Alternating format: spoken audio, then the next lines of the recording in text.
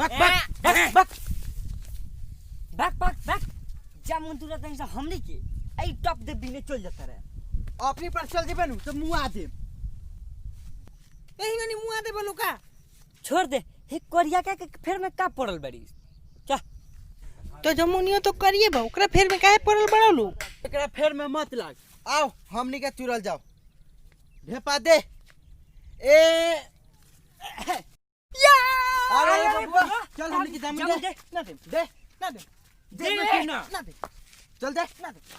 देबे कि ना देबे कि ना आओ लो अरे बबुआ हमनी के जामुन खा गइली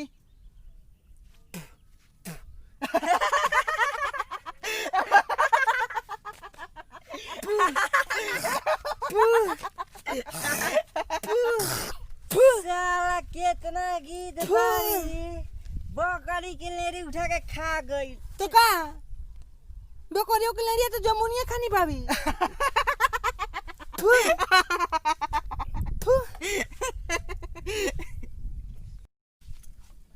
बाप रे भैया रे हो दे कोरिया कोरिया जामुन एकरे खानी पाकल बा ढेपा दे ले हाय देख बजरंग बली ढेपा चलाव तरन ए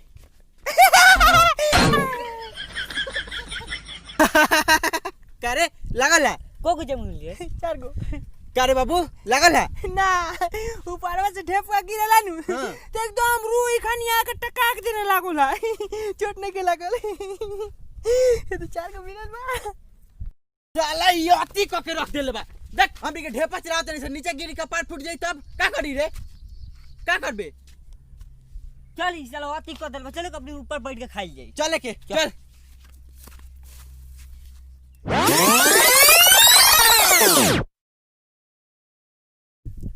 बाप रे कितना पाकल बारे हेने बाप रे कितना मीठ का बारे भयो रे हेने आओ तनी रुक चल आगो नी बोलब ए भैया हमरा के जामुन गिराओ ते अपन देली गिरावा ना हम उ बड़का होखम तो तुरम तो देम अच्छा ले खाली हमरा खाली लाल का गिरावत हवे हमरे खानी गिराव ना रे करिया करिया